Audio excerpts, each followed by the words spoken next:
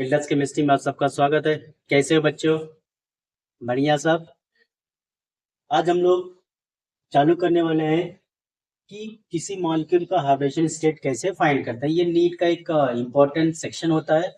हर साल नीट के एग्जाम में या JEE के एग्जाम में इससे रिलेटेड एक क्वेश्चन हमेशा पूछा जाता है और ज़्यादातर बच्चे इस क्वेश्चन को रॉन्ग करते हैं या उनको किसी मॉलिक्यूल का हाइब्रिडेशन स्टेट फाइंड करने नहीं आता। आज हम आपको एक ऐसे अच्छे से मेथड से सिखाएंगे जो आपके लिए बहुत ही ज़्यादा क्या हो जाएगा, ईजी हो जाएगा और किसी भी मॉलिक्यूल का हाइब्रिडेशन निकालना आपके लिए एकदम आसान हो जाएगा। ठीक है, तो आज हम लोग सीखने वाले हैं क्या चीज कि किसी मॉलिक्यूल का हाइब्रिडेशन स्टेट निकालने के और किसकी सहायता से निकालने वाले हैं। हम लोग निकालने वाले हैं स्टेरिक नंबर की सहायता से किसी भी मॉलिक्यूल का हाइब्रिडेशन स्टेट फाइंड करना बहुत ही आसान होता है। स्टेरिक नंबर क्या होता है? यह एक नंबर होता है, जैसे इसका नंबर आता है 2 आता है या 3 आता है या 4 आता है, 5 आता है, 6 आता है और 7 आता है। हमको पता है कि जो s ऑर्बिटल होते हैं उसमें एक ऑर्बिटल होता है, p में 3 ऑर्बिटल होते हैं, d में जो है 5 ऑर्बिटल्स होते हैं। अगर किसी मॉलिक्यूल का हाइब्रिडेशन स्टेरिक नंबर कितना आया है, 2 आया हुआ है, तो 2 का मतलब हो गया कि एक s का ऑर्बिटल होगा और एक p का ऑर्बिटल होगा, तो इसका हाइब्रिडेशन हो जाएगा sp। अगर किसी का स्टेरिक नंबर 3 है तो एक s का हो गया, फिर दूसरा p का, तीसरा p का, इसका हाइब्रिडेशन हो जाएगा sp2। तो इस तरह से हम लोग किसी भी मॉलिक्यूल का हाइब्रिडेशन स्टेट फाइंड कर सकते हैं। तो स्टेरिक नंबर क्या क्या हो सकते हैं? 2 हो सकता है, 3 हो सकता है, 4, 5, 6 और 7। अगर स्टेरिक नंबर 2 है तो उसका हाइब्रिडेशन होगा sp। अगर स्टेरिक नंबर 3 है तो उसका हाइब्रिडेशन होगा sp2। अगर उसका स्टेरिक नंबर 4 है तो हाइब्रिडेशन होगा sp3। अगर उसका स्टेरिक नंबर 5 है तो उसका हाइब्रिडेशन होगा sp3d। वैसे ही स्टेरिक नंबर 6 है तो उसका हाइब्रिडेशन होगा sp3d2। और अगर किसी मॉलिक्यूल का स्टेरिक नंबर 7 आता है तो उसका जो हाइब्रिडेशन स्टेट होगा वो होगा sp3d3। तो सबसे बड़ा क्वेश्चन ये होता है कि हम किसी मॉलिक्यूल का स्टेरिक नंबर कैसे फाइंड करें। तो स्टेरिक नंबर फाइंड करना बहुत ही आसान होता है। इसके लिए एक सिंपल सा फॉर्मूला है। क्या फॉर्मूला है? किसी मॉलिक्यूल का आपको स्टेरिक नंबर फाइंड करना है तो आप उसमें काउंट कर लिए कि उसमें कितने सिग्मा बॉन्ड है और उसमें काउंट कर लिए लोन पेयर इलेक्ट्रॉन। ठीक है, या फिर अगर आपको पता हो उसके कि कितने बॉन्डेड एटम है और उसके कितने लोन पेयर है तो आप आसानी से किसी भी मॉलिक्यूल का स्टेरिक नंबर फाइंड कर सकते हैं। एक सिंपल सा मॉलिक्यूल्स लेते हैं, जैसे मैंने ले लिया H2O। अगर H2O का स्ट्रक्चर देखते हैं तो ये इसका स्ट्रक्चर कुछ ऐसे होता है। ठीक है, तो यहाँ पे दो लोन पेयर होते हैं। तो अगर मैं इस मॉलिक्यूल्स में देखूं कि इसमें कितने सिग्मा बॉन्ड है, तो ये सिग्मा बॉन्ड है, ये सिग्मा बॉन्ड है, दो सिग्मा बॉन्ड है। ठीक है, अगर लोन पेयर देखें तो ये एक लोन पेयर है, एक लोन पेयर है, तो लोन पेयर इसमें कितने हैं? 2 है। तो इस तरह से हम किसी भी मॉलिक्यूल्स का सिग्मा बॉन्ड और लोन पेयर क्या कर सकते हैं? काउंट कर सकते हैं। और अगर इन सिग्मा बॉन्ड और लोन पेयर को हम लोग काउंट कर लेते हैं तो हमें मिल जाता है स्टेरिक नंबर मिल जाता है। और इन दोनों को ऐड करेंगे तो इसका स्टेरिक नंबर कितना आ जाएगा? 4। अगर किसी का स्टेरिक नंबर कितना आ रहा है? 4 आ रहा है, तो उसका जो हाइब्रिडाइजेशन स्टेट होगा वो क्या होगा? sp3 होगा। तो इसी चीज को आगे बढ़ाते हुए हम लोग कुछ इंपॉर्टेंट मॉलिक्यूल्स मैंने सेलेक्ट किया हुआ है जो मोस्ट ऑफ टाइम एग्जाम में बार बार पूछे जाते हैं। इसमें से एक मॉलिक्यूल है H2O, फिर NH3, SFO, PCl3, PCl5, SF6, BRF5, IF5, IF7। ऐसे मैंने 18 मॉलिक्यूल्स का सिलेक्शन किया हुआ है जो मोस्ट ऑफ टाइम आपके कॉम्पिटिटिव एग्जाम नीट, सीटी हो, JEE हो पूछा जाता है। तो हम लोग यहाँ पे आज एक एक मॉलिक्यूल्स का हाइब्रिडेशन स्टेट निकालना सीखेंगे। तो सबसे पहले हम लोग निकालने वाले हैं हाइब्रिडेशन स्टेट किसका? H2O का। तो H2O, अगर H2O का हम लोग स्ट्रक्चर देखें तो यहाँ पे जो ऑक्सीजन होता है उससे दो हाइड्रोजन एटम्स अटैच्ड होते हैं और ऑक्सीजन के पास दो लोन पेयर होता है। कैसे? ऑक्सीजन का जो एटॉमिक नंबर होता है वो होता है 8। अगर मैं इसका कॉन्फ़िगरेशन लिखूंगा इट विल बी 2, 6, जिसमें से दो इलेक्ट्रॉन जो है हाइड्रोजन, एक एक हाइड्रोजन से बॉन्डेड है, और 4 इलेक्ट्रॉन बच जाते हैं जिनके 2 पेयर्स बनेंगे, जिनको हम लोग क्या बोलते हैं, लोन पेयर। अगर मैं इसमें सिग्मा बॉन्ड की बात करूं तो मेरे पास एक सिग्मा बॉन्ड है, 2 सिग्मा बॉन्ड है, तो 2 सिग्मा बॉन्ड है, ठीक है। लोन पेयर इलेक्ट्रॉन की बात करूं, यहाँ पे मुझे 2 लोन पेयर दिखाई दे रहा है, एक यहाँ पे 2 लोन पेयर है। अगर मैं इनको ऐड कर दूं तो मुझे मिलेगा स्टेरिक नंबर। स्टेरिक नंबर इसका कितना हो जाएगा, 4। और अगर किसी मॉलिक्यूल का स्टेरिक नंबर कितना है, 4 है, तो उसका जो हाइब्रिडाइजेशन स्टेट होगा वो होगा sp3। तो वाटर मॉलिक्यूल का जो हाइब्रिडेशन स्टेट होता है वो होता है sp3। वाटर मॉलिक्यूल्स में HOH, जो HOH बॉन्ड एंगल होता है वो होता है 104 डिग्री होता है, ठीक है। और जो वाटर मॉलिक्यूल होता है ये बेंट शेप का होता है या फिर वी शेप्ड, इसका क्या होता है, शेप होता है, क्या होता है, शेप होता है। और जो हाइब्रिडाइजेशन होता है वो क्या होता है, sp3 NH3 NH3।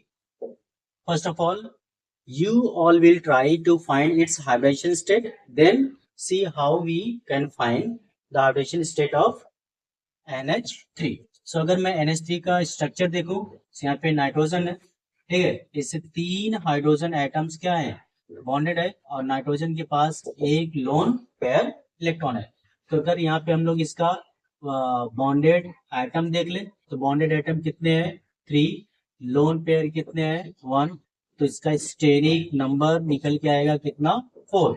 और अगर स्टेरिक नंबर कितना है, 4 है, तो उसका हाइब्रिडेशन स्टेट कितना होगा, sp3। सो अमोनिया का जो हाइब्रिडेशन स्टेट है वो कितना है, sp3 है। और इसका जो शेप होता है वो होता है ट्राइगोनल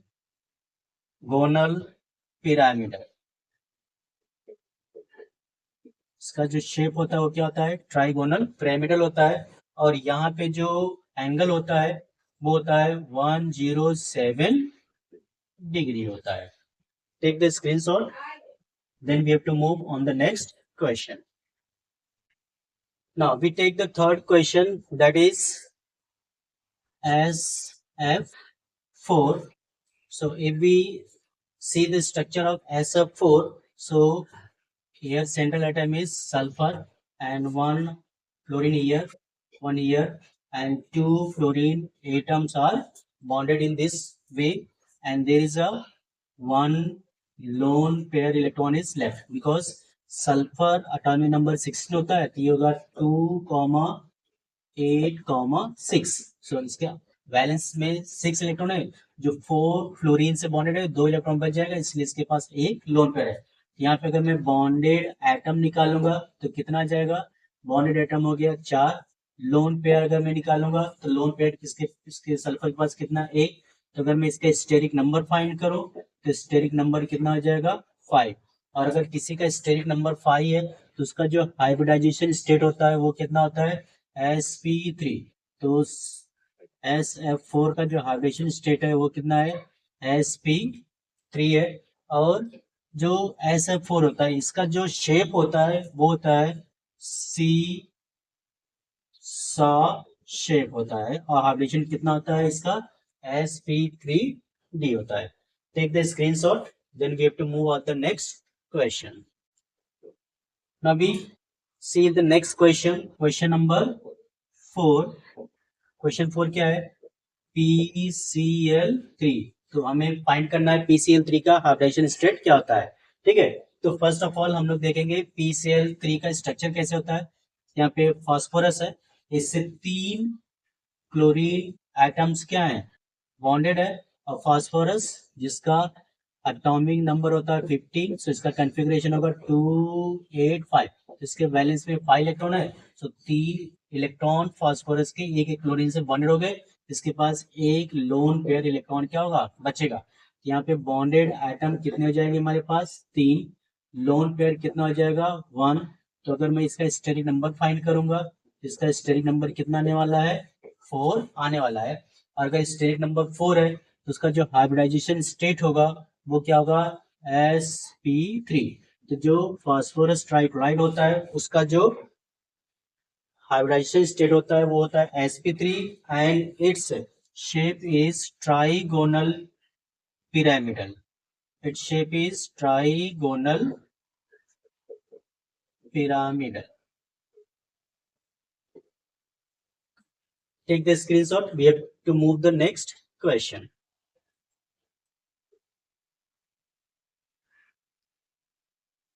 तो बच्चों कैसा लग रहा है आपको मेरा पढ़ाने का तरीका? अगर मेरा पढ़ाने का तरीका आपको अच्छा लग रहा है तो मेरे चैनल को लाइक कीजिए और सब्सक्राइब कीजिए, ठीक है। और हम नेक्स्ट क्वेश्चन देखते हैं, question number 5। So question number 5 है कि we have to find the hybridization state of PCl5। PCl5। So if we see the structure of PCl5, so the structure of PCl5 molecule is like this।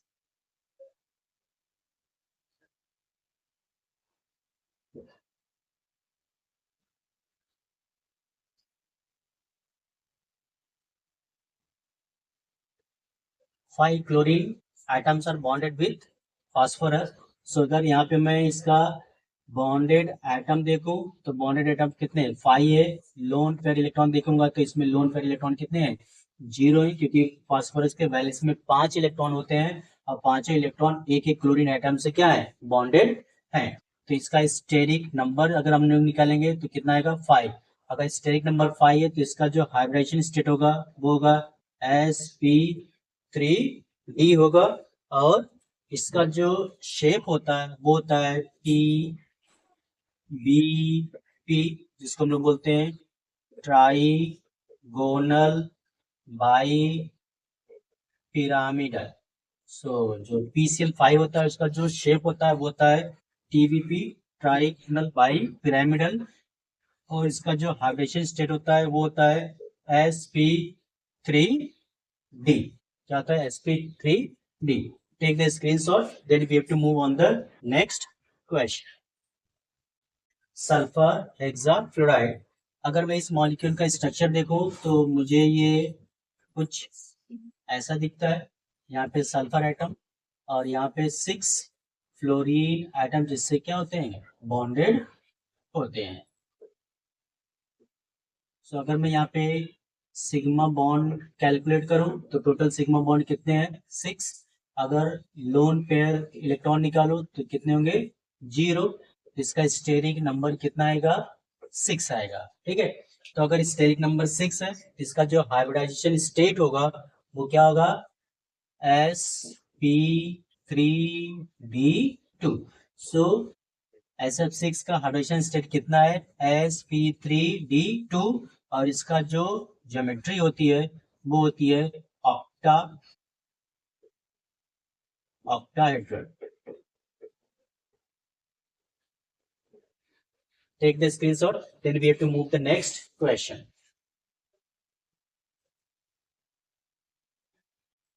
Next question है BRF5। if we see the structure of BRF5, so it is like this here, and one fluorine atom is here।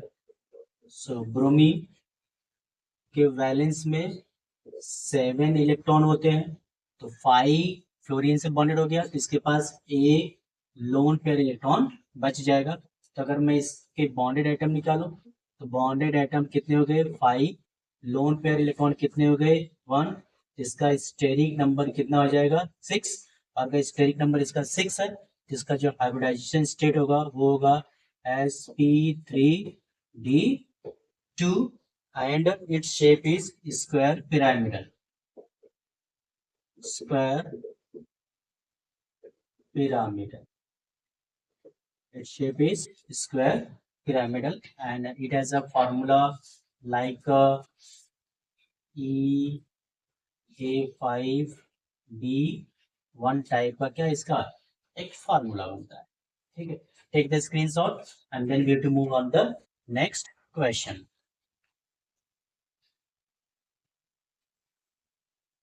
IF5, it is similar like I BRF5. So its shape will be like this. Here is I and 5 fluorines and 1 lone pair electron will be there. So अगर मैं इसका steric number find करूं, steric number, तो we need bonded atom plus lone pair. तो bonded atom कितने हैं? 5. Lone pair कितना है? 1. स्टेरिक नंबर इसका कितना हो जाएगा? 6. तो अगर स्टेरिक नंबर इसका 6 है तो इसका जो हाइब्रिडेशन स्टेट होगा वो होगा sp3d2. सो IF5 का हाइब्रिडेशन स्टेट कितना है? sp3d2. एंड इसका जो शेप होगा वो क्या होगा? It will be square pyramidal. इसका जो शेप है वो कैसा है? स्क्वायर पिरामिडल है. Take the screenshot, then we have to move on the next. On the question number 9. Question number 9 is IF7. So अगर मैं इसका स्ट्रक्चर बनाऊं तो IF7 looks like this here. Here 7 fluorine atoms are bonded with this. So अगर मैं यहाँ पे bonded atom की बात करूँ तो there is 7 bonded atom and lone pair electron की बात करूँ तो 0. इसका स्टेरिक नंबर हो जाएगा 7. अगर किसी मॉलिक्यूल का स्टेरिक नंबर कितना है? 7 है, तो उसका जो हाइब्रिडाइजेशन स्टेट होता है वो कितना हो जाएगा? sp3d3. sp3d3. और इसकी जो शेप होता है वो होता है pentagonal bi pyramidal. Pentagonal bi pyramidal. तो शेप इसका क्या है? Pentagonal bi pyramidal. और इसका जो हाइब्रिडेशन स्टेट होता है वो क्या है? sp3d3. Take the screenshot, then we have to move on the next question. So we have discussed 9 most important questions to find the hybridization state. Then we have to move next question. The next question is find the hybridization state of XeF4. So question number 10 is question number 10 XeF4. So अगर मैं इसका structure देखूं तो Xe and 4 fluorine atoms are bonded with this here 1 2 3 and 4, and in xenon there is a 8 electron in its valence shell. So 4 electrons are left, so 2 lone pair. So it means bonded atom is equal to 4 है और lone pair कितना है? 2 है. So its steric number will be 6, and if the steric number is 6, so hybridization state will be sp3d2. sp3d2. So question number 11, hybridization state of SO2. So it has a structure like this. Here is O and O is bonded, and here is a double bond and here is a coordinate bond, and it has 1 lone pair electron. So bonded atom is 2 and lone pair is 1. So its steric number will be 3. So its hybridization state will be sp2, and its shape is angular or bent. It is angular or bent shape of SO2 molecule.